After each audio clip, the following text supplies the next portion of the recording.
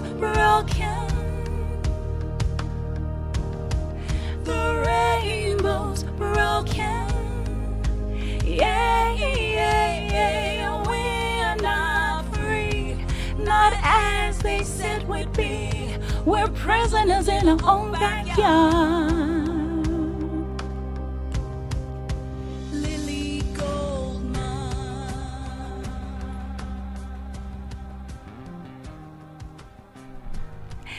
That was Ms.Allie here on SAfm.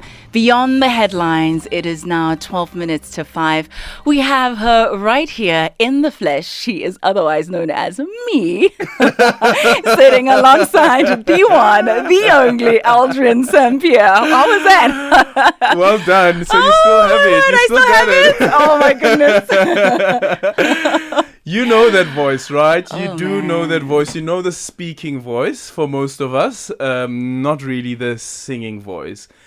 Ladies and gentlemen, and those who are gender non-conforming, we present to you Ayanda Ali. Not reading the news, but it almost sounds like he's singing the news.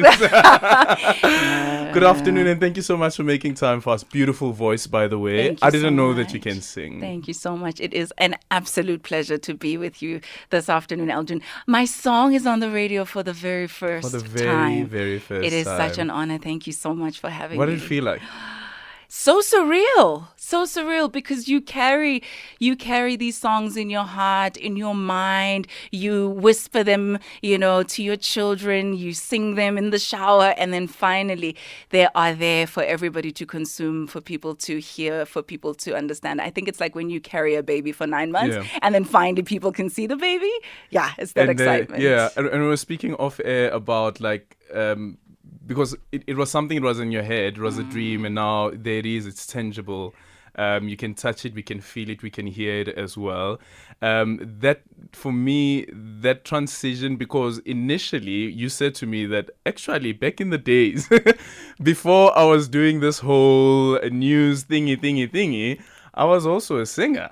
Look, I mean, it's a cliche. I know everybody says it, but I started out in the church choir, El Shaddai Healing Center, Dobsonville, Soweto. I was there leading songs.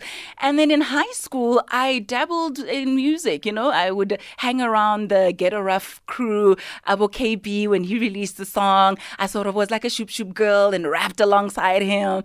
And then Bada Bing, they had a song with a guy called My Man, I think it was. And then I sang the hook in that, Ikora Sinyana. But then before knew it, I had to go to varsity and I did communication, and then news happened, and then current affairs and politics, and before you know it, the dream was deferred. And then you're on radio, and then you're on TV, then you're on the biggest morning show, Morning Live. Then you were doing a breakfast show as well. Then you were a communicator for the minister, who's now the SG of the ANC. What a life.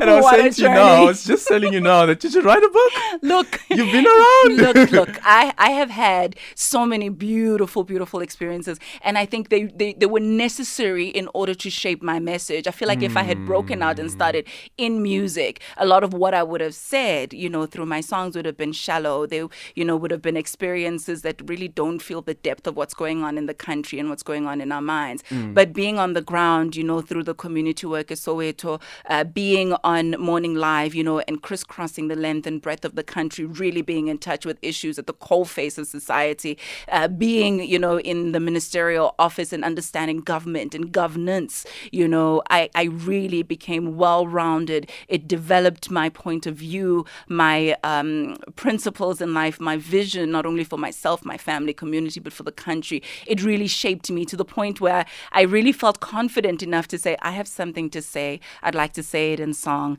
And dear world, here it is. So earlier on, you spoke about a dream deferred. There's a book as also, I can't remember whose book it is again. Also, I think it's Thabo Mbeki, right? Dreams Deferred. And this song that we just played now, because the idea around the Rainbow Nation was that it was also supposed to inspire us and give hope. But the title of the song is Broken Rainbow, and you refer to one of, I think for me, one of the most devastating tragedies to happen in our democracy, and that is Lily Mind. and we're still waiting for the bodies or the remains of those 3 miners to be retrieved.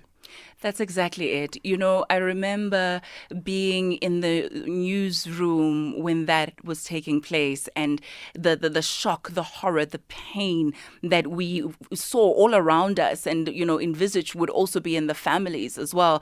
And I was able to liken that to the dream deferred in South Africa. All is not well in our Rainbow Nation, and we've not yet found that which we thought we would find. You know, at the dawn of democracy, we thought we would find this kumbaya moment where we all hold hands and we have one vision, one purpose, one drive. But it seems as if the same way that we are still searching and yearning for those lost in this Lily Gold Mine tragedy, who we kind of have a sense of where we are, but we just can't quite reach. And I feel as though that's where we are as a country. We sort of have a sense of what we would like to achieve. You know, we have it in our coat of arms, unity and diversity. We have it in our dialogue and our conversations. We have a sense that we have an idea of what it is that we want to achieve, but we can't quite reach it. And for me, you know, when writing the song, I drew parallels between the two to say we are not free the way we thought we would be. You know, we're still visitors in our own backyards. We're still prisoners in our own backyard. And for me, in the same way that, you know, we're still awaiting for those who perished in this tragedy to be retrieved and found, we are likened to that, still waiting for us to take a hold of this Rainbow Nation that we all thought we would have by now. Sure, but that analogy of a broken rainbow for me is like, it's so gripping. Are we really there?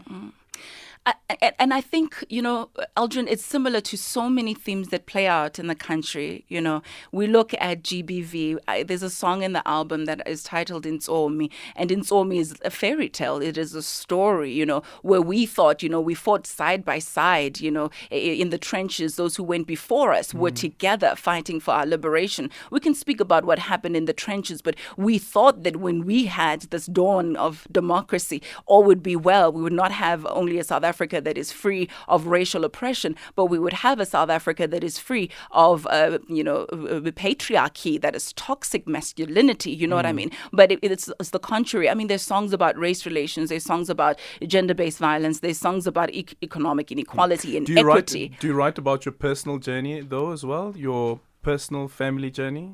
So I write about the lived experience of all South Africans. I'm a firm believer that the personal is political. You know, what I experience, the fear that I experience going out at night during load shedding is a fear that is real to so many women. And although it may seem in the album like it is written for other people, about other people, it's something that I experience myself first and foremost. I think all the songs that are written from a place of having felt what it was like, either through my own experiences or vicariously through other people. Yeah. 086 0002032 in conversation with Ayanda Ali. The album is coming out next week, Tuesday. We the People. So next week, Tuesday on Human Rights Day. Quite an interesting one as well that you've chosen that specific date. Do you want to have a chat with her quickly? 086 0002032. You've got like 4 minutes. 0614104107. That is our voice note line. And you can also drop me a tweet at Aldrin Sampear. Let's quickly take some of the voice notes, and then we'll be back with this conversation with Ayanda Ali, speaking about her music career. Good afternoon, Mr. Aldrin. Welcome to Ayanda Ali Payne, back to the studios of SAfm. She was the host of Life Happens on SAfm and also spokesperson for Fikile Imbelula as the transport minister.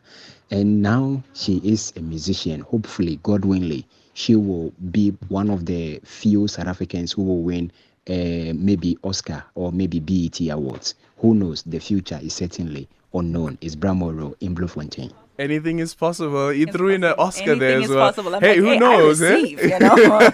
I receive. There are musicians who've got Oscars as well. So what is it called? EGOT? Where you get like all the... an EGOT. You know? Look who we have on the line. Dr. Sipos Tole. Good afternoon. Ninjani. Siyaphila ninjani Hey, baba? Doc.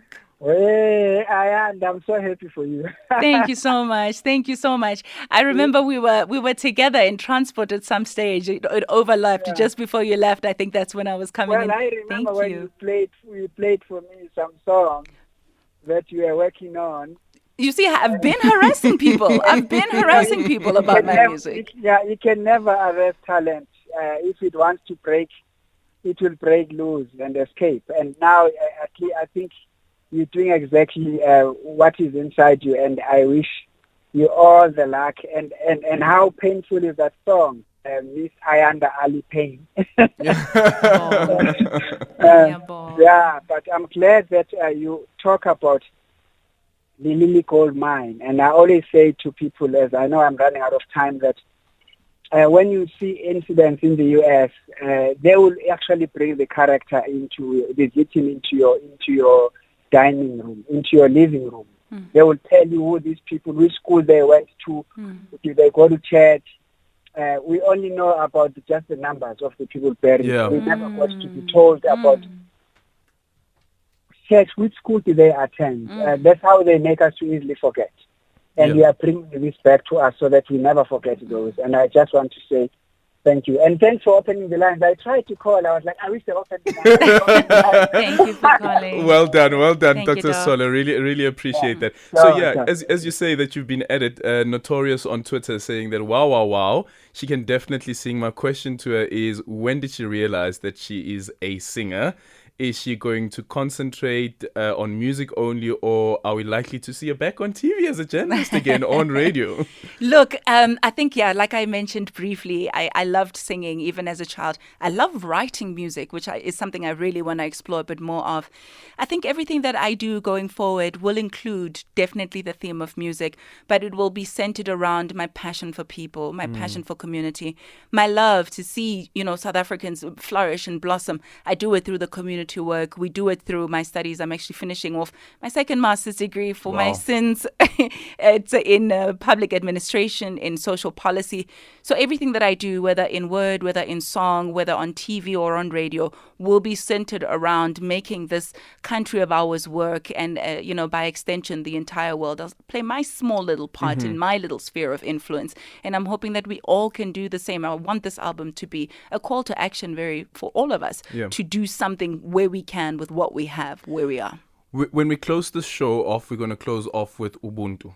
Tell us quickly about that one. Ubuntu is exactly what we just spoke about now, remembering who we are. We used to be able to walk the streets, of Soweto, not caring about whether or not we'll be, harassed by our own brothers and sisters. Yes, we can speak about the dispensation prior to democracy and how vile that was. But for me, I could always remember that I felt safe even crossing the road because bekhona uTobethu ozongibamba isandla, angijumpisa istride or bekhona ubhutvusi ozoyenza sure ukuthi ungigadile. Now we are afraid of even that Budvusi. We're afraid of even the police officer. Everybody around us is a suspect. And I want us to go back to the time when every child was my child. We go back to a time where I felt safe in any environment because I knew that people were out looking out for one another. So I'm hoping that we can remember our Ubuntu, that which makes us who we are, collectivism, and being able to say, I am because you are. And that's the title of the song. And that's what it's about, really.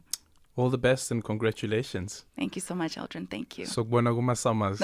Oh, the Metro FM awards are back as well. Who knows? Thank you so much. God bless you. Ayanda Ali there. The album is coming out next week, Tuesday. We the People. It will be launched next week, Tuesday, on Human Rights Day. All the best. I wish you many more great things to come, and hopefully we will see you back on TV and on radio.